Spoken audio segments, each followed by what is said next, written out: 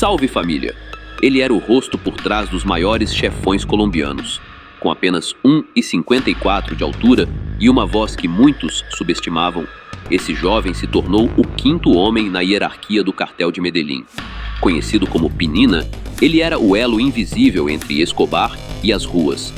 Mas como um jovem de origem humilde, acumulou uma fortuna de milhões e o respeito absoluto do maior líder do submundo, hoje você vai conhecer a trajetória completa de John Jairo Arias Tascón. Mas antes, já deixa o seu like, se inscreva no canal e considere tornar-se membro para apoiar meu trabalho. Bora pro vídeo!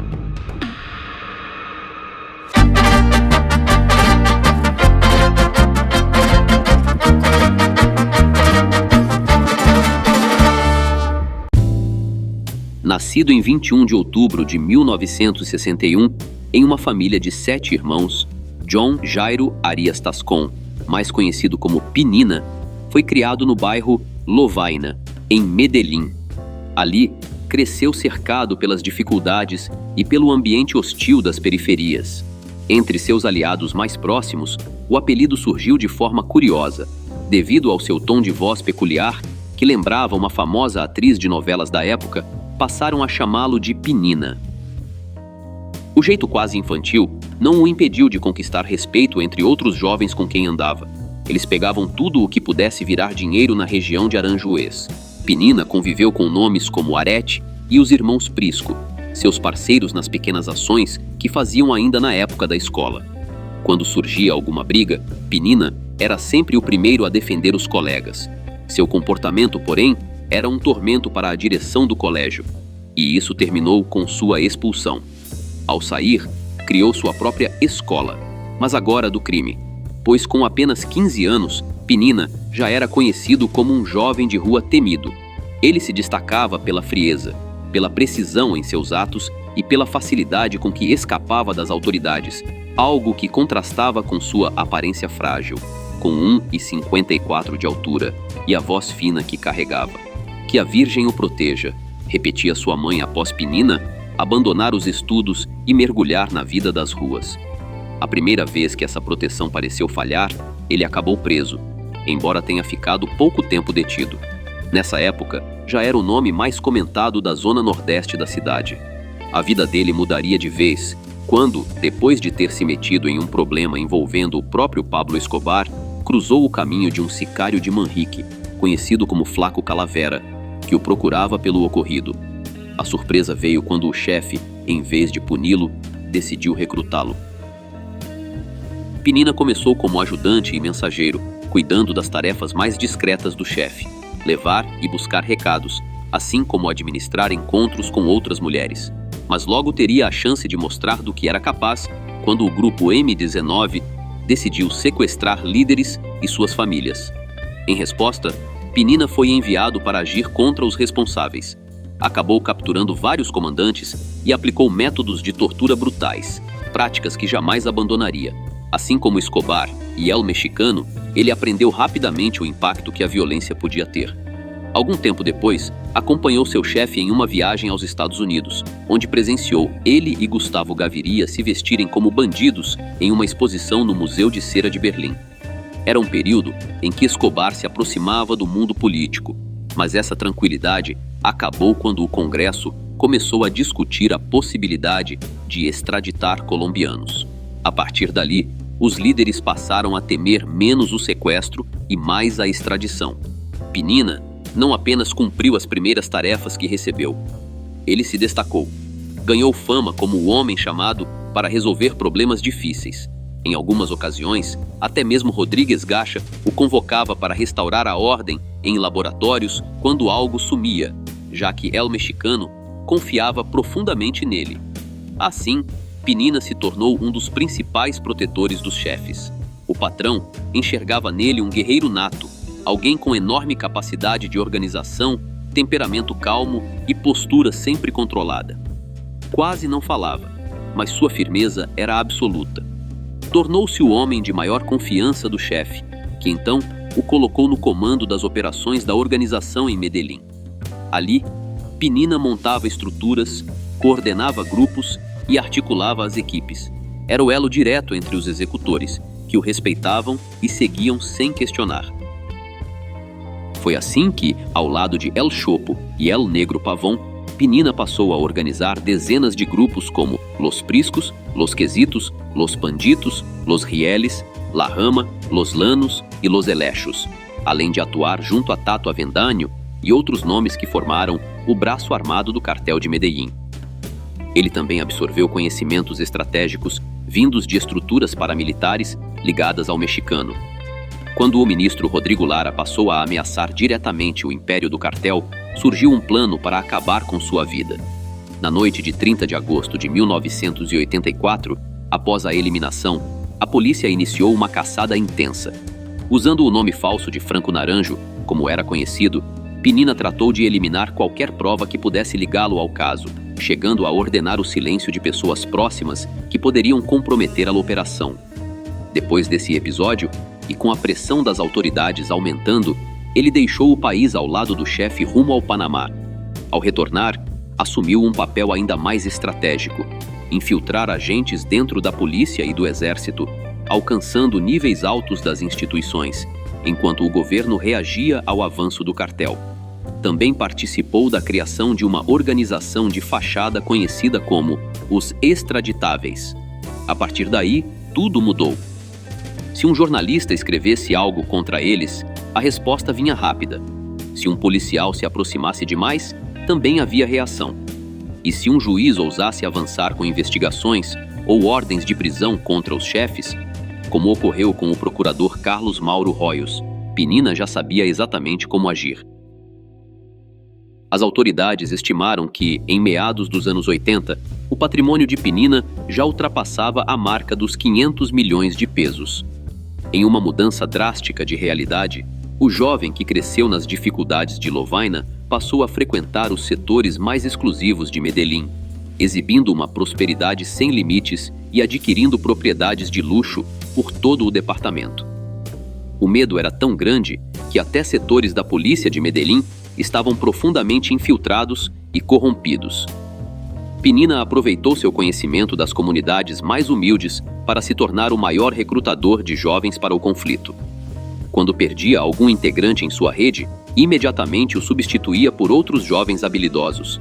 Centenas deles, muitos ainda adolescentes, dispostos a seguir seus passos. Ele próprio treinou nomes que mais tarde ficariam conhecidos como Popeye e outros executores famosos, transmitindo técnicas e estratégias que aprendia na guerra urbana. Pablo e Gacha o chamavam de o bandido perfeito por sua enorme capacidade de organização. Longe haviam ficado os tempos de infância, quando brigava até por uma simples pedra de bazuco. Agora, comandava uma rede inteira de subordinados com influência nacional e até internacional, temido tanto pelas autoridades quanto por outras estruturas criminosas, que estremeciam ao ouvir seu nome.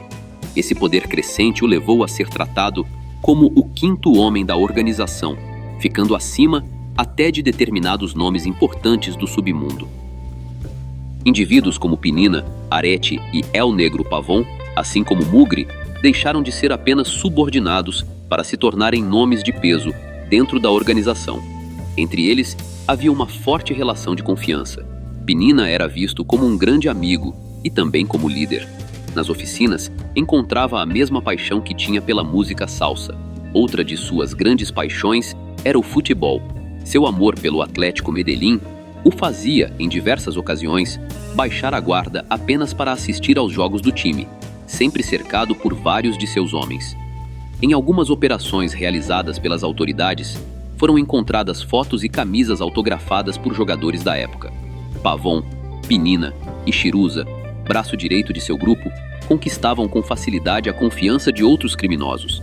Mas tudo mudou quando El Negro Pavón descobriu que seu amigo Pinha, ligado a um dos líderes do cartel de Cali, havia sido responsável pela morte de seu irmão, além de ter se envolvido com sua esposa e ainda tentar eliminá-lo.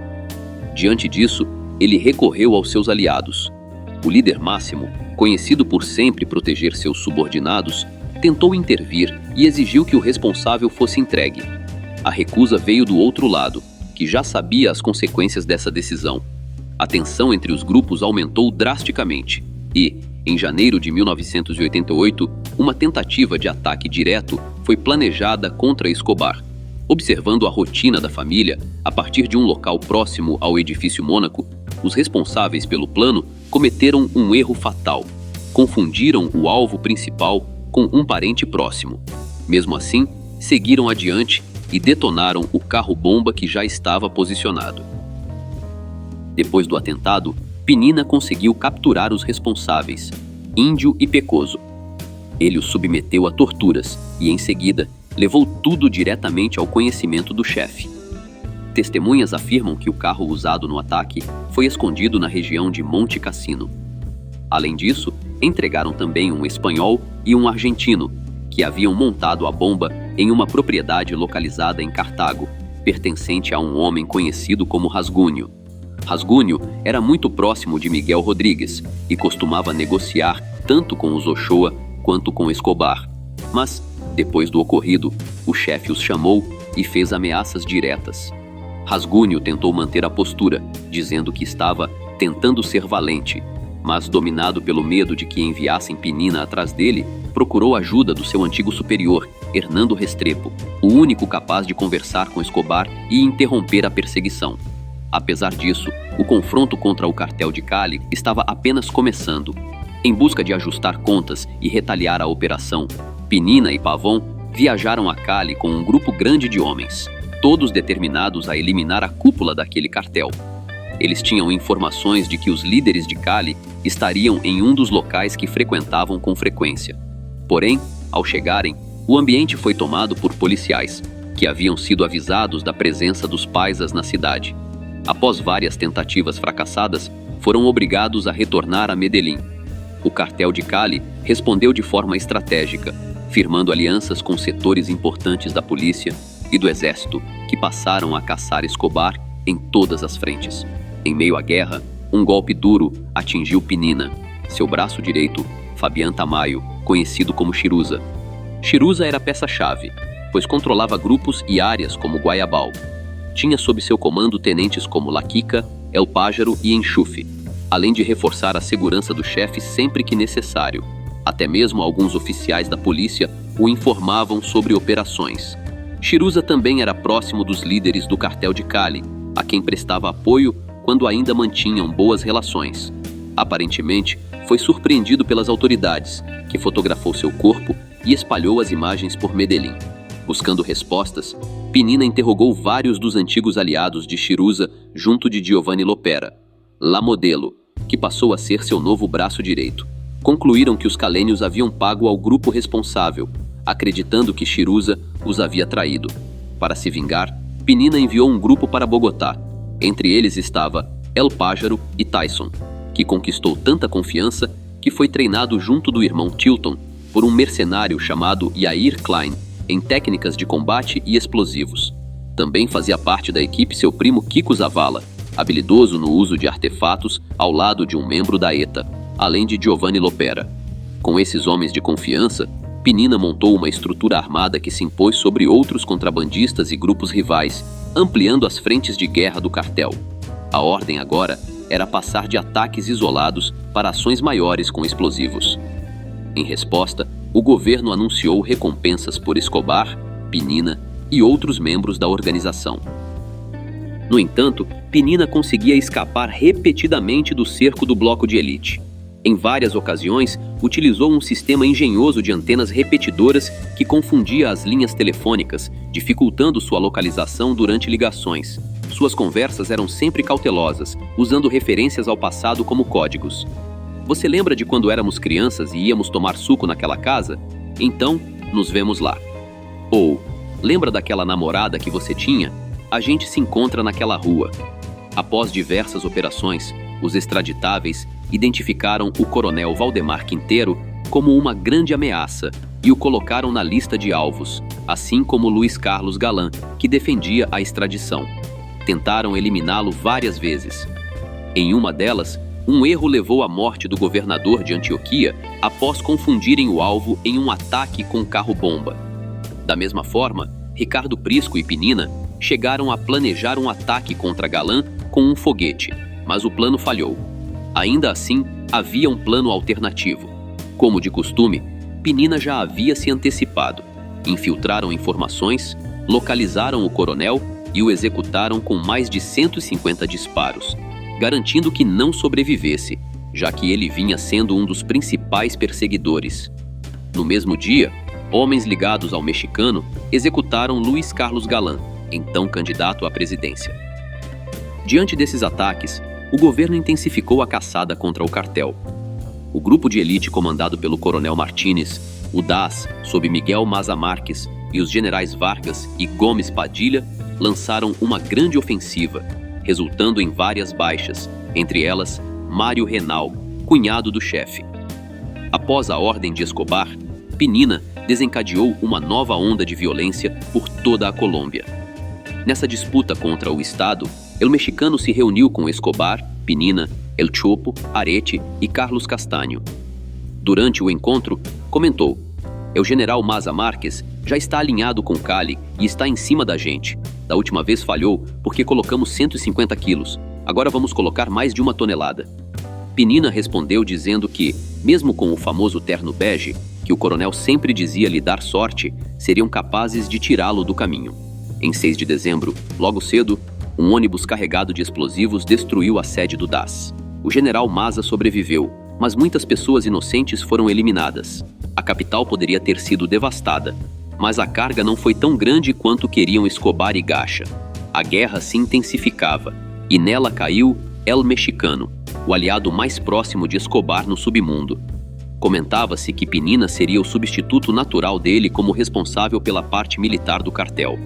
Porém, muito antes da queda de Gacha, Pinina já tinha comando próprio sobre as redes de grupos armados em Medellín, sendo peça essencial na estrutura da organização.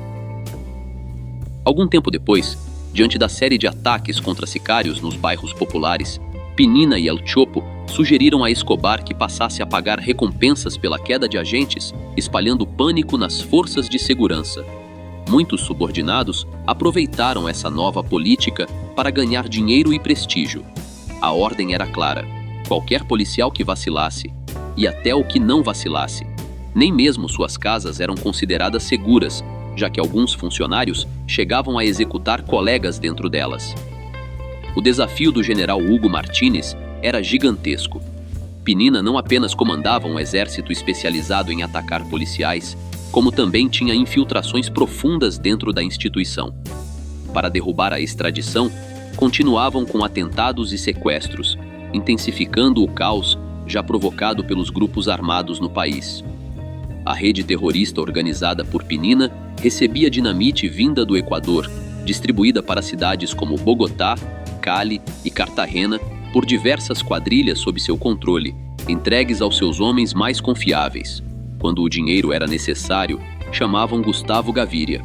"Doutor, precisamos de um fechamento em Bogotá e outro em Cali." Então Tyson, seguindo ordens de Pinina, detonava explosivos aqui e ali, sem se importar nem mesmo com datas especiais, como o Dia das Mães. A atuação dos extraditáveis deixou o general Maza aterrorizado. Chegou até a procurar um psicólogo. Pinina tentou até se aproximar de uma enfermeira dele para envenená-lo. Outro que vivia sob enorme pressão era o general Hugo Martínez. Após uma operação em uma casa ligada a El Mugre, conseguiram interceptar as comunicações de Pinina. Foi assim que descobriram que ele estaria em Bilbao visitando familiares, e imediatamente montaram o plano para capturá-lo. No entanto, Pinina recebeu uma ligação. "Ei, onde você está?" perguntaram. "Estamos aqui perto do supermercado. Olha, volte e passe ao lado do carro azul, perto do quebra-mola, na esquina mais abaixo. Aquele pessoal é do grupo que comentamos", disseram. "Se for mesmo, vamos agir." Pinina, depois de dar a volta, começou a fazer chamadas e passar instruções. Em questão de 10 minutos, juntou cerca de 60 homens com armamento pesado. "Estão preparando algo contra vocês. Mudem de lugar", avisou o general pelo rádio aos seus homens. Eles mudaram de ponto e logo ouviram: "Estão na esquina superior, vamos avançar." Ao ver seus aliados cercados, o general, assustado, ordenou que se retirassem. o grupo de elite continuou rastreando El Monito. Localizaram-no em uma propriedade em La Estrela, mas ele já havia saído. Nesse momento, Penina já estava em um confronto direto com o general. Acostumado a resolver tudo à força, primeiro tentou eliminá-lo usando um policial que tinham dentro da escola, mas o plano falhou. Também tentaram envenenar o general, porém não funcionou. Em outra tarde, Martínez organizou uma operação de rotina, e em apenas 2 minutos, Penina já sabia de tudo e avisava os outros integrantes do grupo. Indignado, o general chamou o Major Aguilar. "Há alguém infiltrado entre nós. Você vai descobrir quem é", disse, e viajou a Bogotá para pedir renúncia. Pouco depois, Aguilar telefonou avisando que já tinham identificado o responsável. O general retornou. Depois de tantas tentativas frustradas na perseguição a Penina, Martínez já perdia as esperanças. O homem que mais cometia ataques parecia impossível de deter. Só um milagre poderia parar alguém que ele enxergava como um verdadeiro monstro. E o que parecia improvável acabou acontecendo por um detalhe inesperado. A funcionária da casa, que se comunicava escondida com o namorado por telefone. Por volta de 13 de junho de 1990, o grupo de elite chegou até esse namorado, que era um policial de baixo escalão, e aceitou colaborar. Ele indicou a região do bairro onde costumava deixar a companheira. Foi assim que a operação começou.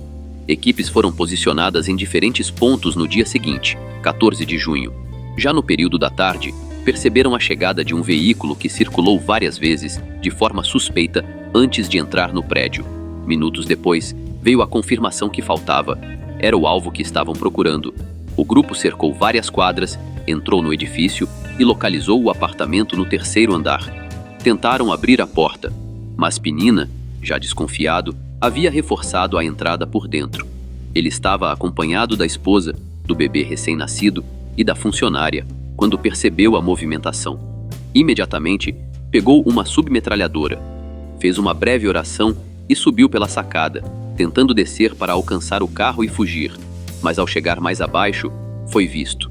Ele tentou reagir com a arma, enquanto os agentes respondiam e tentavam se reposicionar. Na queda, atingiu o chão com força e ainda tentou se levantar. Buscou retornar ao prédio, mas já estava cercado. Em meio ao intenso confronto, Penina acabou não resistindo. Tinha apenas 29 anos e ficou caído no local, com múltiplos ferimentos, encerrando ali sua trajetória. Apesar de tudo, a versão que passou a circular entre os grupos aliados em Medellín sobre a queda de Penina era bem diferente. Diziam que ele havia sido retirado do apartamento e levado ao quartel principal no município de Belo. Lá, teria sido submetido a métodos de interrogatórios extremos. Mesmo assim, não revelou o paradeiro exato de Pablo Escobar. Porém, alguns documentos encontrados com ele permitiram concluir que Escobar já havia deixado Medellín e supostamente estava escondido na região do Magdalena Médio. O próprio Escobar divulgou um comunicado afirmando que Penina havia sido abatido na frente da esposa e do filho pequeno. Com a notícia, oficiais e todos os opositores de Escobar comemoraram a queda de Penina. Ainda naquela noite, por volta das 11 horas, realizaram exames de identificação pelas digitais, confirmando quem ele era. A esposa ficou sob custódia judicial e o filho aos cuidados de serviços de proteção. Mas o monstro de Lovaina, como muitos o chamavam, não partiria sem que mais policiais caíssem em seu nome. Escobar ordenou a cobrança por parte de seus sicários e parceiros próximos a Penina, que exigiam vingança. Em poucas horas, outro carro explodiu, seguido de novas ações insanas. Essa foi, segundo muitos, a despedida final de Penina. Dias depois, ainda chegaram fotos mostrando-o cambaleando, ferido, sendo conduzido por agentes até um veículo. "A polícia sempre age de forma traiçoeira", comentou Escobar ao recordar essas imagens. A queda de Penina representou um dos golpes mais duros contra o cartel de Medellín, já que ele havia se tornado o mais eficiente e temido sicário da organização. O general Miguel Maza Marques, grande opositor de Pablo Escobar, chegou a dizer que a queda de Penina tinha quase o mesmo peso que a própria queda do chefe. Enquanto isso, As autoridades acreditavam ter alcançado um impacto definitivo contra Escobar, imaginando-o vulnerável. Mas o cartel já funcionava como um gigante com inúmeras ramificações, com vários líderes militares capazes de causar danos tão grandes quanto, ou até maiores, que os provocados por Pinina. Entre eles, Giovanni Lopera, La Modelo, considerado seu principal sucessor, além de El Chopo, Tyson e El Arete, que continuaram a guerra. Pinina tinha a total confiança de Escobar, da família dele e dos amigos próximos, que eram constantemente protegidos por ele. Nem tudo se resumia à violência. O filho de Pablo Escobar o via como um amigo, assim como figuras poderosas do mundo criminal da cidade. Com o poder que acumulou, tirou sua família da pobreza e construiu uma fortuna. O mesmo caminho que lhe deu abrigo também levou tudo embora no fim. Ao morrer, Pinina era dono de um patrimônio expressivo acumulado durante os anos em que serviu a Escobar, propriedades, apartamentos em El Poblado e fazendas em áreas periféricas de La Estrela, Caldas e Rio Negro. Seu dinheiro nos bancos era administrado por intermediários, totalizando cerca de 2 milhões de dólares. Foi sepultado no cemitério central de Envigado, ao lado de sua mãe, que faleceu em 2021 e está na mesma lápide que ele. Depois da queda de Pinina, pouco se soube sobre sua família. Apenas ficou registrado que sua esposa se chamava Adriana Gomes Moreno, que teria então 29 anos e estava presente na cena de sua queda, junto do filho de apenas 6 meses. E assim, terminou a história de Pinina, o homem que cresceu nas sombras, se tornou indispensável para o cartel de Medellín e cuja queda desencadeou uma onda de vingança que marcou a cidade para sempre. Um personagem cuja lealdade, influência e queda revelam como aquela guerra era muito maior do que qualquer pessoa podia imaginar. Se você quiser entender ainda mais esse cenário e descobrir como Pablo Escobar comandou cada movimento por trás dessa estrutura gigante, eu deixei aqui na tela o vídeo completo sobre ele. Basta clicar e continuar nessa jornada. Não esquece de deixar o like e se inscrever. Até a próxima!